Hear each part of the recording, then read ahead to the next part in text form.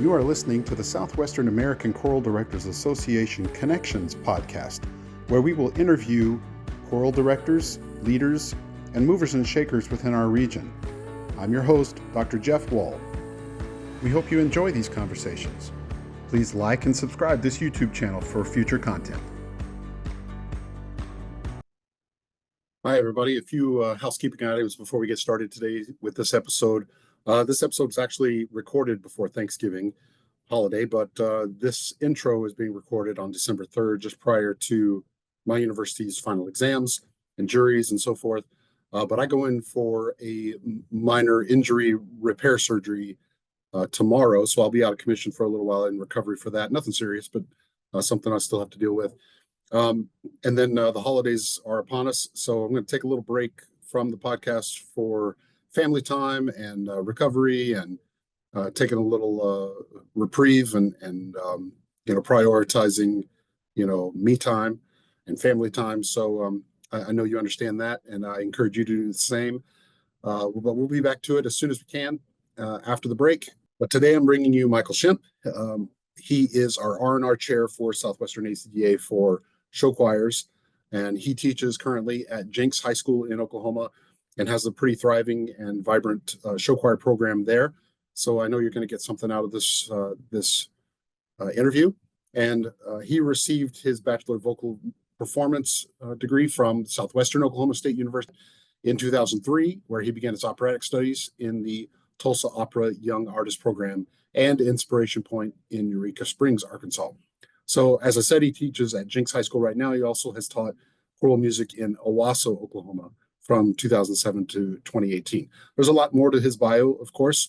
And as always, I'll put it down in the description of this video, and I encourage you to go down there and take a look at that so you get to know Michael a little more.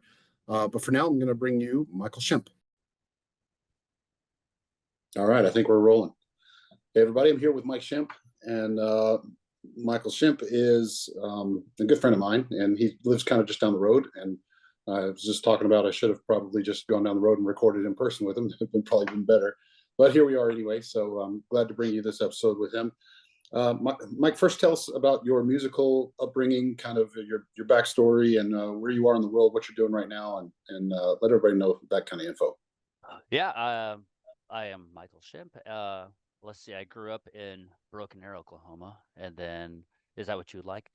We'll just give you the history. Then went to school at Chelsea High School, which is a little small 2A school here in Oklahoma. Went to college at Southwestern Oklahoma State University with a degree in graduated with a performance degree. So I did about 5 years worth of opera time, and then got my alternative certification to teach, and have taught in Owasso, Oklahoma, and for 11 years, and now I'm on my 7th year here at Jenks High School, and I'm the head director there, in charge of choral activities, as well as all the show choirs and musical and all the other things that we get to do. It's fun. Excellent. Yeah. And also, Michael also sings with me with my adult choir from time to time, and with Voxelaris Chamber Choir in the Tulsa area. So, yep. Yeah. I didn't realize it'd been already 7 years that you've been at Jenks. So the time flies. Yeah, it does. It goes by super fast, and but they keep me on my toes. So Sure. Okay. Now tell us a little bit about your role with SWACDA, what you're going to be doing for us, what you're looking forward to, that kind of thing. yeah, with SWACDA, I'm the R&R chair for show choir, which is really cool because I did not grow up as a show choir kid. When I was in high school, our show choir was about 15 to 20 people, and it was white tuxedo shirts with suspenders and jazz hands and jazz squares and stuff. And that's not, I mean, sometimes that's the way of the world of show choir now, but it's not really. It's evolving relatively fast right now. So, and I'm, as I said, I was not a show choir kid, and I was a big choir nerd, just straight up choir nerd. And then one of my good friends, Justin Rosser, said, "You're gonna do show choir one time, and you're gonna fall in love with it." And that happened 7 years ago when I started up here at Jenks, and it was crazy, and it's kind of turned my world upside down in a fantastic way.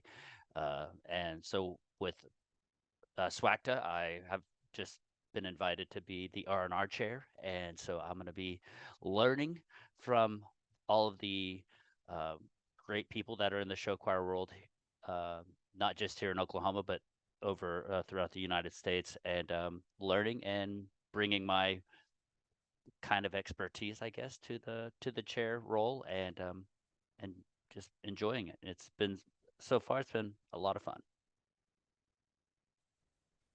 Excellent. Yeah, you've got quite a few choirs there at Jenks. Tell us about your program there. Yeah, our main departmental choir is about 200, I believe, and then we also have 3 show choirs. One of that has been around since, I believe, the 70s. I think 1975 is when Jenks Trojaneers came onto the scene. Now back then it was seeing videos. It's much like I had done when I was in high school, so it's nothing grandiose like it is now. And then our all female group or all treble group is called Church and Spirit, and we just started this year with a brand new men's show choir called the Airmen, and it's we got about 25 guys in that, which is really cool. And it's just we take our Trojan Air group guys and we just bring them to a new group and then add a few people to that. And then with Jinx, we run our musical, so there's that gets involved, and so it's a very busy all the time. Our musical's not till the spring, so we've been doing all of our Christmas stuff now, or winter stuff now, and then fall and winter, and then we'll progress into show choir season here in January. Yeah, for sure. I just wanted to make sure everybody understood kind of the background of your experience with show choirs and what you have in your own program too. So that's really cool. Let's get into, sort of your taste in music. What's a piece of music that you think best embodies your personality? I love indie rock, so I was a big fan. Well, back in the day, I was like, I love rap and and R&B, but now I'm more like indie rock, and like my if I could listen to somebody all the time, it's probably like Ben Folds or Ben Folds 5, stuff like that. Just something easy, and I like it. Nice. Yeah, you're one of the few that's answered that question with a non-choral piece, so I love it. Yeah, I mean, my kids think that that's all I do is I go home and I listen to choral music. I was like, when I have Right, to mine plan, too. Yeah. when I plan stuff, yeah, I have to. Then I dig deep and I dive really deep into the choral area. But when I'm just wanting to hang out and stuff, I listen to stuff that makes me happy, and chill and just relax and stuff. So Absolutely. Okay, so what's a desert island choral piece for you? So this is choral specific, so maybe one that you would have with you for a time period on loop. Oh, that's a good one. Oh my gosh, like Manu Mysterium by oh my gosh, I'm totally Clausen, or Is it the Lauritsen or the Sure on the Shining Sight by Lauritsen. There it by is. Lauritsen? Okay, Yeah, cool. yeah. Right on. Yeah, very, very similar. That's cool. Okay, do you have a particular philosophy of programming whenever you're choosing rep? Chorally? Yeah, sure. Yeah. Chorally, yes. Well, depending on the time of year for us, like fall is always like all state round, so we always build off of that. Christmas, we always want to have a theme. I like to do like a lessons and carols minus the lessons, just kind of a carols type of thing. I love to do stuff like that. We've even discussed uh potentially doing a like medieval Renaissance feel to our Christmas show. Um, but springtime is kind of when I get to nerd out and do the stuff that means more to me and sometimes means more to the kids. And like this coming spring, we're doing a song. I don't remember the composer's name, so I apologize. But it's a song called "A Silence Haunts Me," and it's about Beethoven and about his um, bringing up of becoming deaf through this particular piece, and then it kind of flips to the audience becoming deaf, and then the choral section is just you're just speaking mouthing the words but not really saying anything. So it's a really cool thing. We had a student that did it at Quartz Mountain, which is a choral summer camp here, like a prestigious summer camp that kids can go to that are in high school. And he did it, and he brought it back to me, and he was like, this would be so cool to do. And I started listening to it and kind of diving into it a little bit and going, oh my gosh, this would be awesome. So then we built off of that, just like almost like a choir of, not like a silence, but something to that effect, where we're going to do stuff that's about Beethoven, and then also pieces that are by Beethoven. So we're looking at doing that piece along with the Hallelujah Mount of Olives. So I love, different, depending on the season and the way of the world, I guess you might say, depends on how I will program as well. Gotcha. Yeah, that's Jake Runestad. Yes, and it's yeah, chef's kiss. That's right. Absolutely. Okay, what would a typical rehearsal look like for you under your direction? And you can choose like a particular concert or season if it's different for different times of the year. Yeah, I'll just go like, we do this kind of as a norm in our classroom, is that we always would do warm-ups and stuff. We would always do a sight reading of some sort, and we use Sight Reading Factory. When we get closer to our time here in Oklahoma that we have to do like our state contest, we will bring in previous year's state contest sight reading literature to get the kids kind of understanding of how the state wants us to do it in regards to all of those fun things. But most of the time we just do Sight Reading Factory because it's easy, and every time it's something totally different, which is what I love. And my team teacher, Lisa Lammer, we also love that too. And we do that through every group, from our beginning choirs all the way up to the, with Sight Reading Factory, you can always gauge it to whatever the level of your group that you're working with, which is kind of a cool thing. And then we sometimes will just, when we're in rehearsals, depending on how close we are to being ready to a piece or not ready for a piece, we will section circle it out, where we'll either, sometimes we have tracks to let these kids learn stuff, especially if it's really difficult stuff. That's, if we were to sight read, some of it might be a little bit too difficult to sight read, just because of the level of the student is not quite ready for that yet. And so we have to kind of give them a little eager push in regard to learn the particular songs that we're aiming for. But as rehearsal, I cut up with my kids a lot, so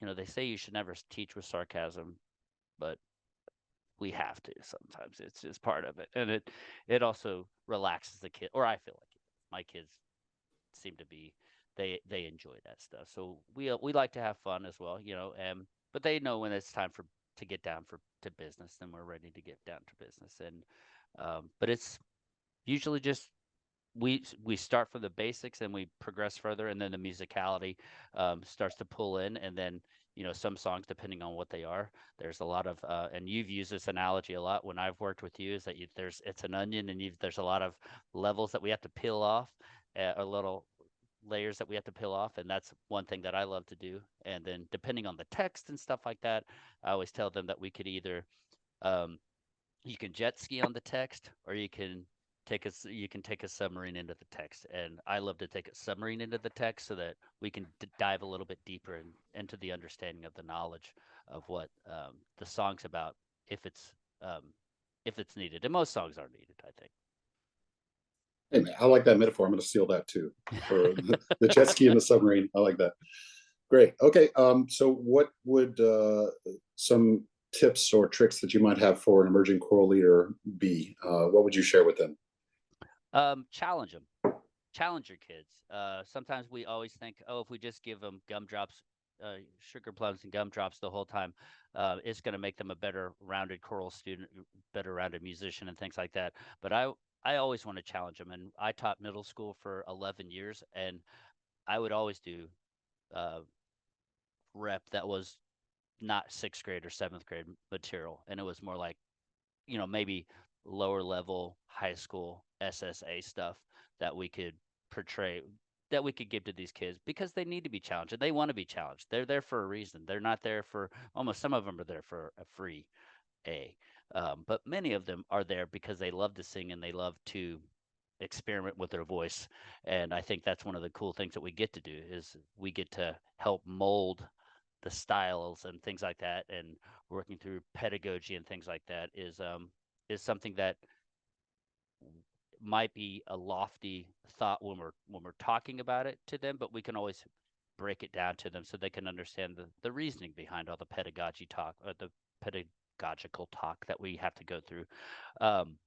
But challenge them, have fun with them, because they're there to love music. They're there to have fun, and just let them have fun. And but always challenge, never take the opportunity. It's easy to just to skate by. It's easy just to give them these little gumdrops all the time, but sometimes we just got to let them build their musical world, and just really let them dig in a little bit deeper than sometimes we allow them to do. Cool. Yeah, that's great advice. Kind of related, what advice would you give? And this can be, music related, or it doesn't have to be. It can be, life related. But what advice would you give yourself, to your 16-year-old self, with the wisdom and knowledge you have now? Take piano. That would have been the first thing that I said. Common answer. Yeah, take piano, because we're lucky enough at Jenks to have an accompanist and stuff, but there are many schools that do not. And that was one thing that I would have definitely taken. And also, I was from a very small school, and understanding the process of practicing was not really a thing, because back in those days we got them either by, I think I got them by cassette tape, or back then it finally got to like CDs and stuff. But it was figure out how to practice, because that was another thing that practice was not always beneficial. I feel probably when I was a child or in high school, 16 years old, and find a group of people that, which I did. Luckily, this was one good thing, is that I found a group of people that love to do the same thing that I like to do, and which was either, I was also a band person, so I was in marching, or I love marching band, and I was a percussionist. So, and then I was a choir person at the same time. So and also played basketball. So I did a bunch of things, but I think to my 16-year-old self, I definitely say take piano like your parents had told you to do in elementary school, and be open to other styles of music aside from rap and R&B, which is, I mean, I love that, but I mean, I sit there, I was like, it was the prime time of like Nirvana and stuff. I'm like, and listening to it now, I'm like, man, that would have been great to be a part of that.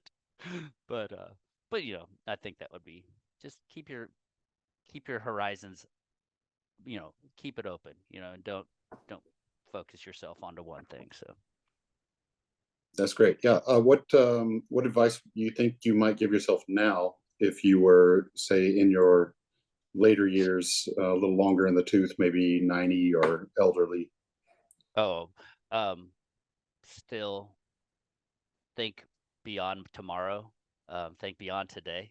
I think that we get so wrapped up into what's happening currently, and that's just a glimpse of a little bit of a time that we get to experience it. And then later on in life, I think just stay ready for what's up next, because you want to always, or I always feel like I would love to always think of what's beyond tomorrow, because tomorrow's going to be a better day.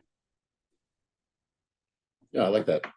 Um, okay, so when you're working on a passion project, you're kind of in the zone, or um, something that you kind of got the blinders on. You're only working on that one thing. What does that look like for you? And you can talk about it in terms of your mental headspace, or your environment, or whatever you think.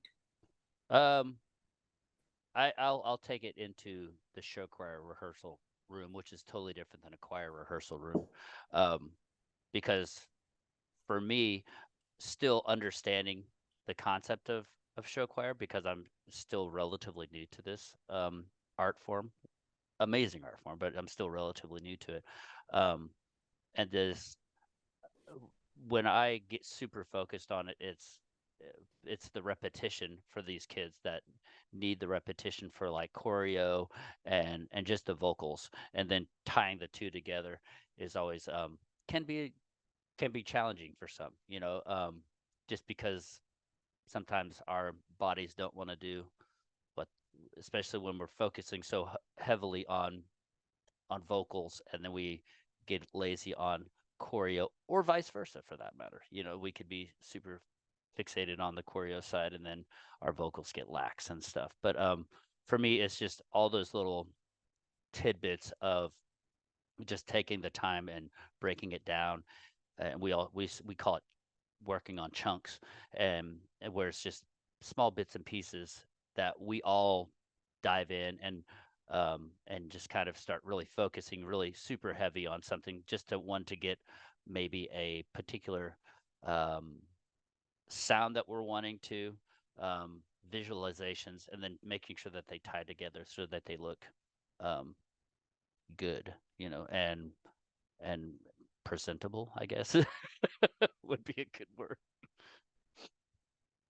Nice. Maybe we can stop and talk about this for a second because Mhm. I came up in kind of the vocal jazz world. Mhm.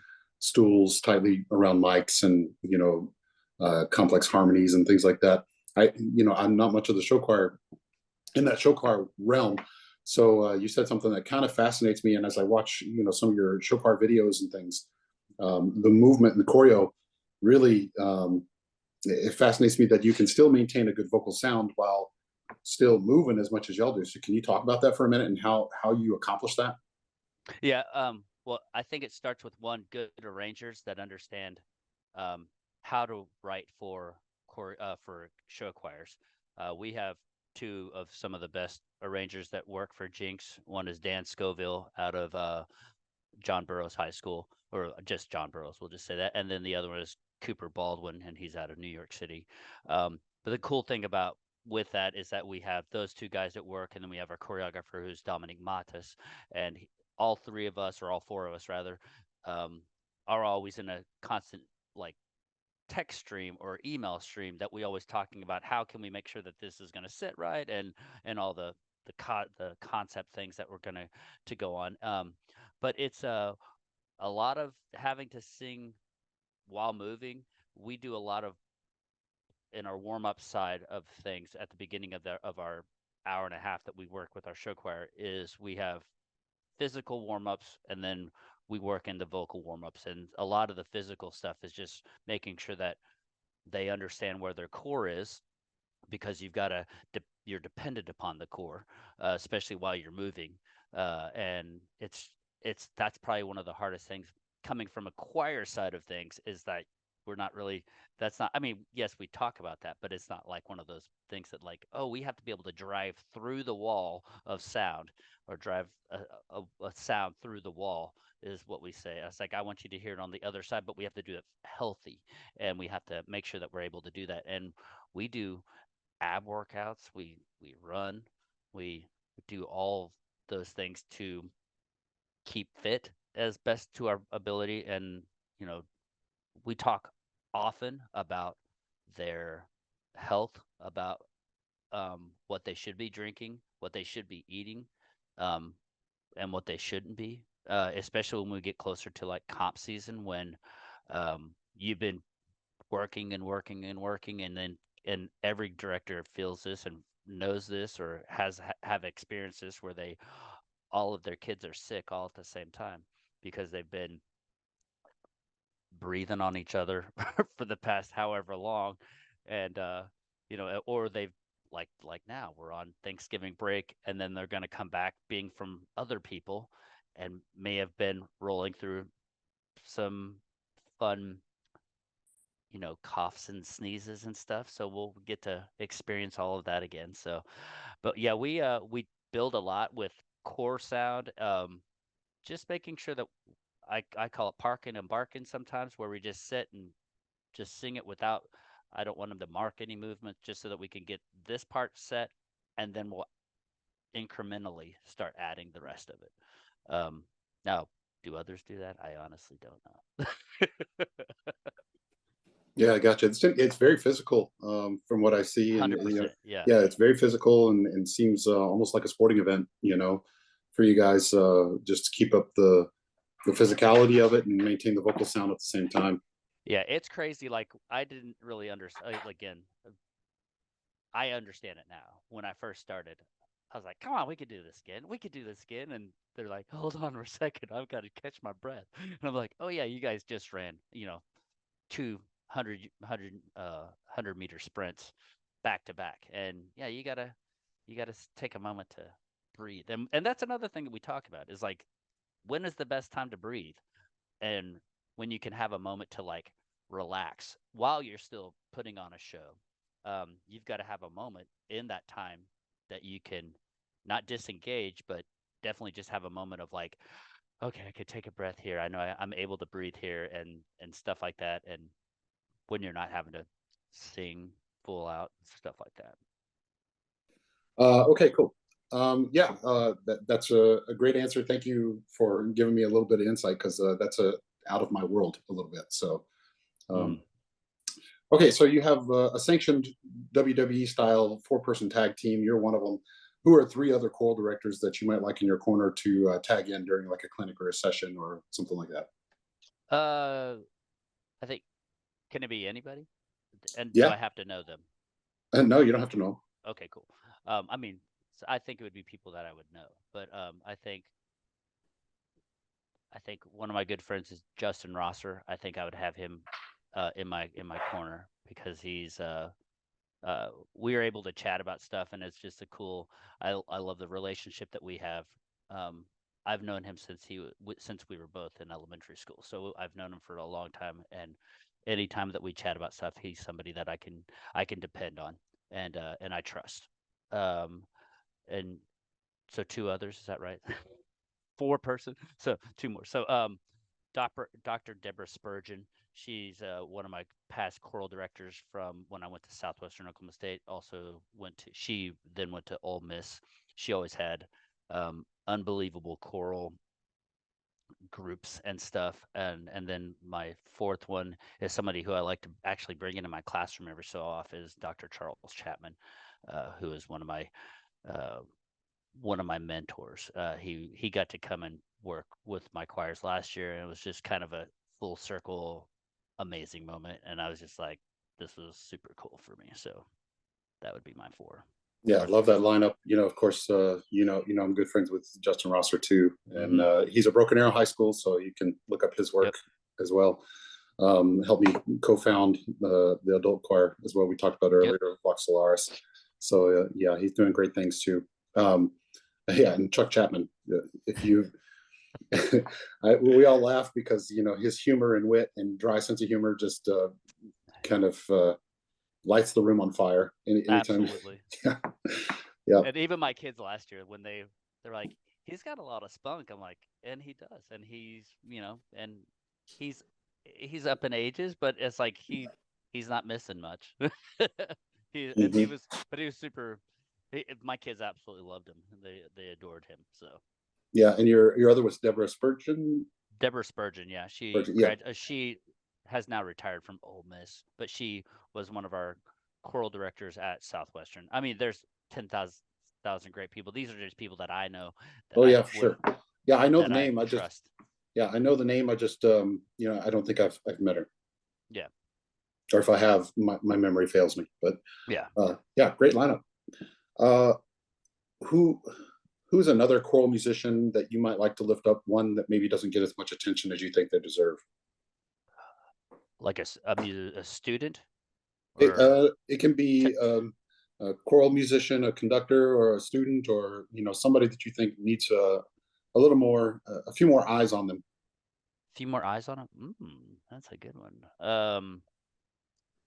That's a I'd have to come back.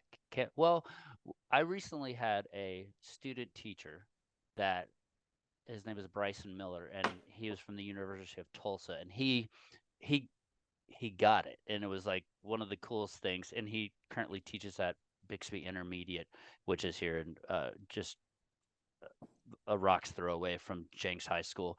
But Bixby's an up and coming choral program as well. But he teaches at the intermediate, I think, which is like an elementary thing. But he was our student teacher, and he just totally got it. And if I could have a third person at my choir, or if I could have a middle school director at another middle school director, he would be my first choice in a heartbeat. Without, and he's just a great soul. He's just a wonderful team player when he'd have to work with us, and that was one person that I was like, man, he's going to be going some places, and I think that would be one of the people that I would definitely say.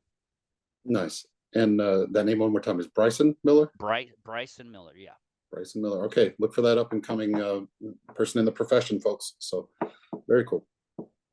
Okay, what do you do to relax and fight burnout? Oh, I disconnect, like maybe not social media disconnect, but I disconnect music. Like I love sports. I am a big OU fan. Uh, Although this football year has been rough, but this past Saturday when they beat Alabama was like just a breath of fresh air. It's like something, but I do that. I disconnect. Since my son plays basketball, I do that a lot. I do enjoy some politics here and there. Sometime my son, who is a senior, is looking to go to poli sci for his major, so that's something that me and my wife support him on, and we like to talk. We talk that at our table every night. So when we're eating dinner, when we're all together to eat dinner, which is not very often anymore because they're all busy. But I I also, and you know this, that I love to smoke meat. So I I have, in fact, that's what I'm doing right now as we're waiting for a group of people to come over. I'm double smoking a ham. So that's one of my other ways that I disconnect and fight burnout, is just finding something that I love that has absolutely nothing to do with music. Now, may I listen to music? I may listen to some cool chill music, but nothing, I'm not going to dig into, Brahms Requiem or something like that while I'm smoking meat or something. So The Brahms Requiem that I just conducted on Friday. So right up.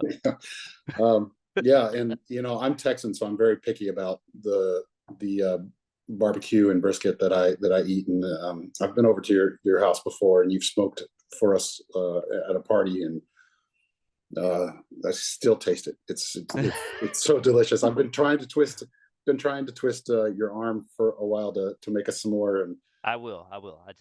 It's the time issue. I know. It's a Smoking labor meat of love. takes a long time to do it right. So It does. absolutely. Okay, excellent. Okay, I've got this little Accelerando round. It's a little game that I like to play with my guests, and it's just shooting from the hip. Whatever comes to mind first, just to go with it. Okay. So, what's the worst job you ever had outside of choral music? McDonald's. I was in high school. Yeah. And what was so bad about that? I didn't like sliding all over the floor, and I was in high school, so therefore acting was a big issue. And my dermatologist said, you're not gonna make enough money to even pay for the medication that you're gonna have with all of the grease that you're running with on your face. I'm like, all right, cool. And then it was not the I eat at McDonald's regularly, mind you. I just don't want to work there. Yeah, I appreciate that. What is your guilty pleasure bad food to eat? Oh, candy. I love chocolate. I never did, and then I do now. And I like, my favorite thing right now is these little toy soldiers that are Reese's. They're just delicious. Yeah, you've got that sweet and savory with the peanut butter inside. That's great.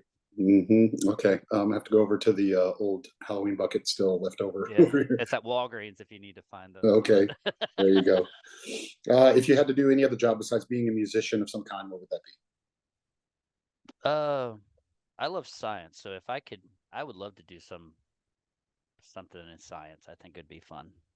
Maybe not a doctor, but definitely like I don't know, something outdoors science. I think Okay, would so be like kind of cool. fishery and wildlife kind of thing, or I would be cool with that. Yeah. Now I don't hunt or anything like that, but I like the maintenance of all that. I think that'd be fun. I don't know. yeah, but there's biological sciences involved with that, so that's Yeah, I would dig that. Yeah. cool. All right, that's a unique answer that I don't get very often, so that's great. What's a movie or a TV show that you think everyone should watch at least once? The original Willy Wonka. Ooh, good choice. Okay, original Willy Wonka. What's so appealing about that for you? I don't know. Aside from it just taking me back to my childhood, and then, um, and it's also like kind of eerie and weird and creepy all at the same time when they're going through the the tunnel and stuff. Like, I don't know. It's just that was something that I've always loved, and then I see all of these remakes of it, and I'm like, nothing really. Gene Wilder is just it. Like he was the man. You know. Yeah, yeah, it's not the same, but No, I mean I love Johnny Depp and stuff, and the new dude that I can't remember his name, but Gene Wilder was it, and even how kooky and crazy he was. yeah, I agree with that. You have a choice Or here. or Shawshank Redemption is another one. I really Oh, like that yep, movie. yep. That's been another choice I think on a previous pod. So that's a good answer too. What is a choice here? Either the scariest moment in your life or your biggest phobia. Uh, well, they can almost go hand in hand because my biggest scare of my life is that I was in a car accident when I was in my second year teaching, and I am also a needle phobe. So those two didn't really go. I mean, I was severely injured and was pretty much in shock for the most of the majority of the time that I don't remember a whole lot. I can remember how it happened, or not really how it happened, but the initial impact, and then I had to be in the hospital for like 11 days and stuff like that, and then I just remember when they had to draw blood, and then I or something like that, and then they couldn't find my vein or something like that, and they just kept poking and poking and poking and poking. I was just like, oh god, it's like needles, fingers on a chalkboard kind of moment. We're like, oh gosh, this is like the worst thing on the planet. So, but I'm Gotcha. I'm a bigger man for it now. Like I've grown up. Yeah, that was probably before I knew you, but I think I've heard your story of your accident before, so yeah, Hmm. that's scary. Um, Yeah. your reference, I have to just pause for a moment and give you a hard time because we know each other well enough. But nobody younger than us knows the reference of nails on a chalkboard anymore because they don't have I know they don't. No, chalkboards. not at all. No. That's great. Okay, what is something you spend way too much money on? Yeah. That's well. My wife would say candy for sure. Um, Okay, that's I'll be real. That's probably about it. Like that, and when I get into like a groove of smoking stuff, I love to buy all the little knick-knack stuff that goes along with it. So, but yeah, I mean, I've spent way too much on just smokers alone, or grills, or that's yeah. probably The it. last one I saw wasn't it? I can't remember if it was something you built yourself or It was put. built, and then it was donated to me. So, but it's a I don't know how many gallon of a propane tank it was, but it's vertical, so it's huge. I call it the minion because it looks like a gigantic minion. And then I have like a pellet smoker, and then I have the 36-inch griddle as well as like a little Weber, a little baby. So, Gotcha, gotcha. What's maybe this ties in, I don't know, but what's the secret talent that most people would be surprised to learn about you? well, maybe that. Yeah, I love that, and I love playing basketball. I play basketball with our staff against the students, and that's probably one of the funnest things that I like to do. That You, not the funnest, but you think you're pretty good? I can hold my own most of You the can time. hold your own. Good. Yeah. You'd probably beat me. I'm taller than you, but you'd probably still beat me. Now my son is getting where he can beat me almost. So that's when we cross that threshold, then we're gonna have some problems. So I'm gonna start taking lessons like he's taking lessons. But isn't that the Yeah. goal? You Yeah. train them up so that they eventually beat you, right? Yeah. Right. Truth. Great, great. What's the oldest thing in your fridge? Oh. Hmm. Probably like cheese or something would be my guess. Cheese. Wow. Okay. Yeah. I don't know. Molded. I'm just trying to think of like what's in my fridge. I've got frozen stuff that may have been there a little too long. It's like when COVID was here, it's like we, got our fridges or cabinets all full as to the best we can. And then recently we went through and I started peeling out stuff that was in the back of our cabinets and stuff. And it's like, oh, how that's bad. But Yeah, no, yeah, Mike, probably some cheese. that was 4 years ago now. So hopefully you had. Hopefully, yeah, yeah. And I've moved since then too, so there's that too. But That's probably right. cheese. Maybe you purged a little on that move. Yeah. Maybe I did. I don't know. Out of sight, out of mind type of thing. Gotcha. Okay. If you could have any superpower, what would it be? Perfect pitch. Ooh, nobody said that yet, and that's a good one, especially for our profession. I would have loved that too. Or Although fly, I would like to fly. Perfect pitch or flying, yeah, choose one, right? Equally good superpowers. Okay, so the last one here is if you could have any message on a billboard for thousands to see as they pass, what would it be? Oh, that's a good one. Probably take a breath. Take a breath. Good advice.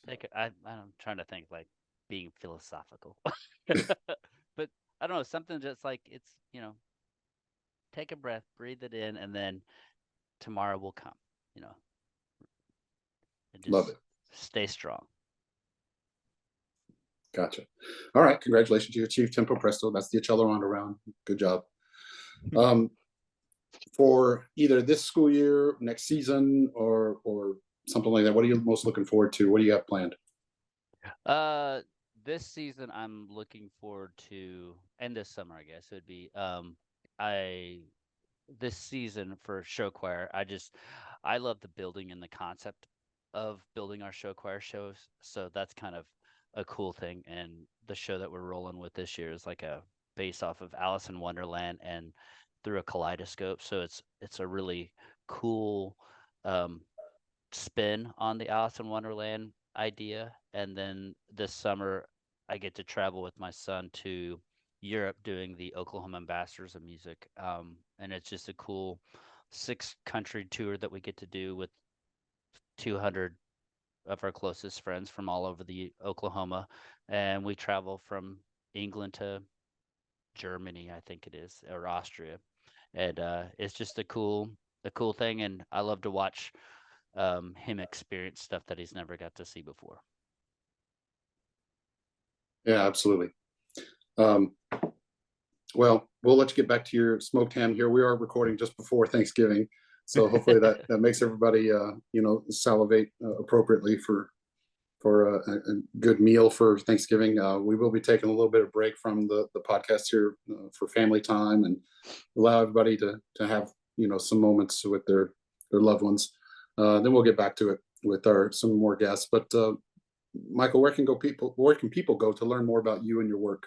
Where can they get in contact with you? If you would like to get, everything is available at jinxvocal.com, which is just our regular choir directors or choir page for high school, or I'm always on Facebook and Instagram for I'm there to watch mainly, not to post, but yeah, but you can definitely Jenks Vocal if you need to get in contact with me, jinxvocal.com. Cool. Are you okay with me putting that link down into the description of this video? Absolutely. All right, right on. Well, that's Michael Shimp, and thank you so much for joining me today on the Connections Pod. And until next time, everybody have a good day.